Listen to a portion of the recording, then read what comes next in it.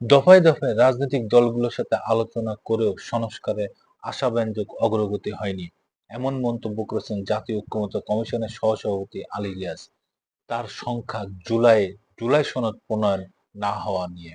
Foreign service একাডেমিতে রাজনৈতিক দলগুলোর সাথে জাতীয় ঐক্যমত্য কমিশনের দ্বিতীয় দফার ৭ম দিনের আলোচনা। আলোচনার বিষয় ছিল গেল কয়েকদিন ঐক্যমতে আসতে না পারা সাংবিধানিক ও সংবিধিবদ্ধ প্রতিষ্ঠানের নিয়োগ কমিটি আর সংসদে উচ্চকক্ষ গঠনের প্রস্তাব।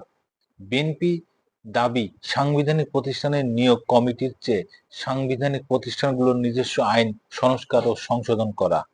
আমাদের মতামত আগে যেভাবে ছিল এখনো আছে, আমরা চাই। আর উচ্চকক্ষ গঠনে বিএনপি চায় নিম্নকক্ষের সংখ্যানুপাতিক, কিন্তু অন্য দলগুলোর দাবি ভোটের সংখ্যা আনুপাতিক উচ্চকক্ষ, তাই ঐক্যমতে আসছে না রাজনৈতিক দলগুলো। আমরা এখানে উচ্চকক্ষ নিম্নকক্ষ অপ্রয়োজনীয় মনে করছি। বাংলাদেশের বাস্তবতায় সুষ্ঠু অবাধ গ্রহণযোগ্য একটা পার্লামেন্ট দরকার।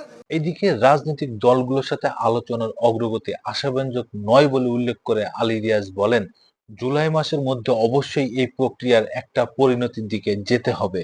অন্য কোনো কমিশনের নিয়োগের তত্ত্বাবধায়ক সরকারের কোনো অধিকার থাকবে না। এই বিষয়গুলোতেই আলোচনা হয়েছে এবং কিছু কিছু প্রস্তাব এসেছে সংশোধনের। জাতির স্বার্থে ন্যূনতম ঐক্যে আসার প্রত্যাশা নিয়ে আবারও আলোচনায় বসবে কমিশন।